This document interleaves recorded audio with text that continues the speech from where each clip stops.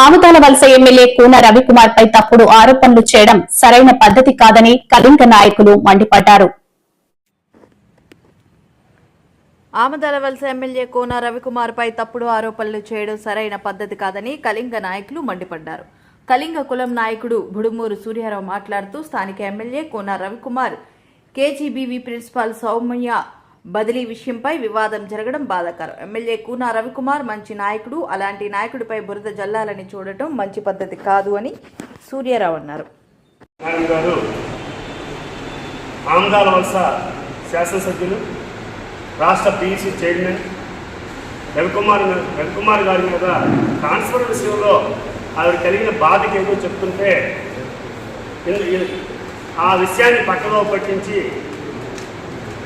కళింగ కులస్తుల్లో ఒక ఐకాన్ అయిన కోన రవికుమార్ గారిని భగవం చేయడానికి రకరకాల వ్యక్తులు ఇంటర్ఫైర్ అయ్యి ఒక ఉమెనిజం మీద తప్పుడు ఆరోపణ చేసి ఒక శాసనసభ్యుని తప్పులు ఆరోపణ చేయడం మాకు బాధాకరంగా ఉంది.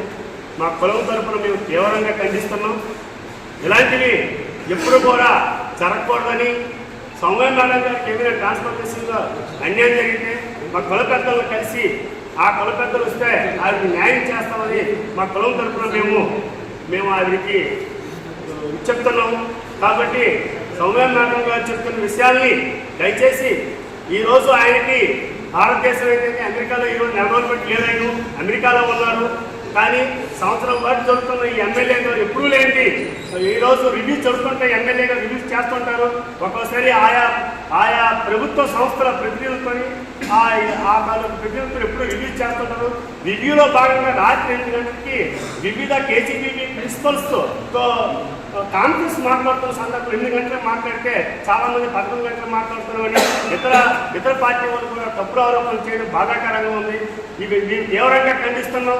ఎందుకంటే అలాంటి మంచి వ్యక్తి, మంచి ఉన్నతమైన వ్యక్తి చంద్రబాబు నాయుడు గారు, లోకేష్ గారి దగ్గర మంచి పేరున్న వ్యక్తిని ఈరోజు రోడ్డు మీద తీసుకొచ్చి ఆయన తాలూకా క్యారెక్టర్ని చెడుగా చెప్పడం అనేది మేము తీవ్రంగా మా కళింగ సంక్షేమ సేవా సంఘం తరఫున ఖండిస్తామని తెలియజేస్తూ థ్యాంక్ యూ.